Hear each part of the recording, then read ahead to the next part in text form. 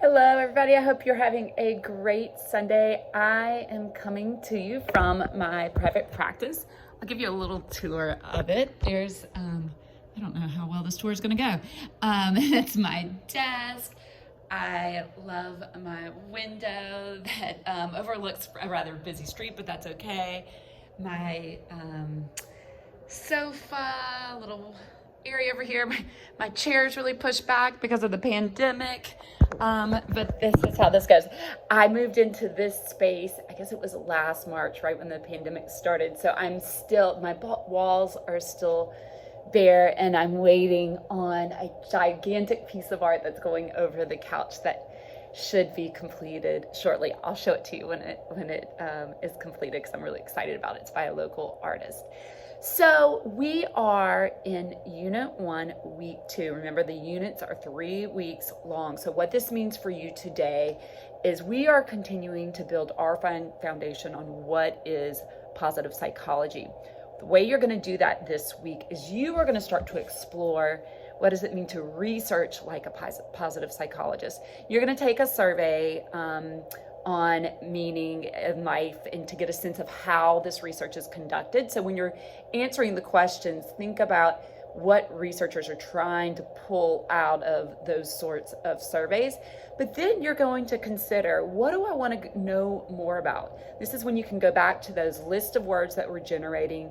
Think to yourself, what would I like to dig into deeper? And then you're going to find some resources, really work to understand that concept, and then you're going to build a survey that allows you to take some understandings about the concept. Let's say I decided that I was going to build a survey on the concept of flourishing. And so I asked people very specific questions about times when they know that they're flourishing, and perhaps I would start asking about what components were involved in that, what was their level of focus, how much confidence they have, like that sort of thing. And so then after you've given your survey to about 10 people, you're going to become a positive psychology researcher, and you're going to interpret the results. This is going to be one of those first assignments where you really start seeing me give you some push feedback, in the sense that I'm going to ask questions to hopefully guide you into digging in deeper. And so I recommend that you do just that for yourself as you're creating your own interpretation of those surveys. Ask yourself, what questions does this bring up? Oftentimes research brings up more questions than it does answers, but then you can try to answer those questions for yourself. And that is how we interpret research in the field. And so, it's when you're interpreting the results of that research, you almost have to go into like a brainstorming session to think of what all of this might mean and where you see examples of it in people's lives and that sort of thing. Okay, what this is hopefully doing is it really is continuing to grow and build our understanding about how vast this field is. Hopefully it's going to help us grow our understanding about how research is conducted, and then we will spend the last week of this unit trying to bring everything together before we jump into a unit that's specifically on the neuroscience of gratitude practicing.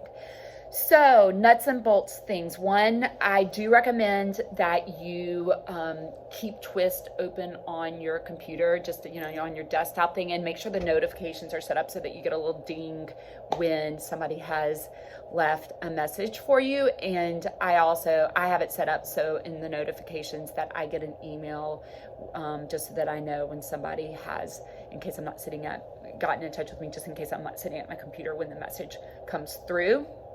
Little note about the Hangouts.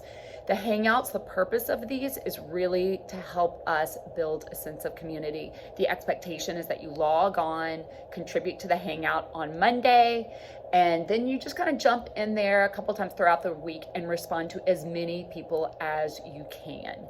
By Friday, we close it out for that week, so I'll publish another one the following Monday. But this is, doing this week after week, it really does build a momentum and an understanding of one another. And by the end of the semester, we could line every person up and probably tell them, bits and pieces that we picked up along the way in the semester just from sharing parts of our identity in that hangout. So you really get into the habit of contributing and participating in that. It's community is such a huge piece of this class. I teach a suicide prevention course, and one of the things that we often talk about is it's when people are living in isolation and a sense of disconnection from one another, when they are at the greatest risk for mental health concerns, but also, the more extreme risk, suicidal ideation, that sort of things. And so in every aspect of our lives, we need to always be considering what it means to build community and maintain healthy connections. Loneliness is such a hard thing to navigate, even though it's a very human thing to feel. Hopefully moving on. Hopefully you are getting used to returning to discussions and giving your response to classmates. I don't give you the full credit for the assignment till that piece is done. So you want to make sure you're building your own habits around being able to do that. I know we're still getting used to everything, so I'm not starting late penalties yet. We'll definitely by next week, those will start. But now let's just continue building good online learning habits. I don't expect it to be perfect. I just expect us to be working on what it means to be consistent with our work in online learning.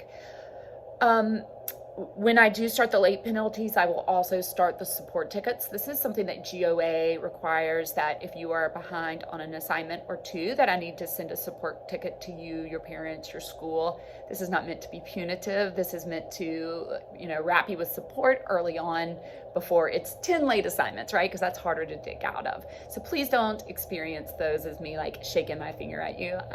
That's not it at all. But we do want to make sure that when things get off track, that we can get them back on track as quickly as possible.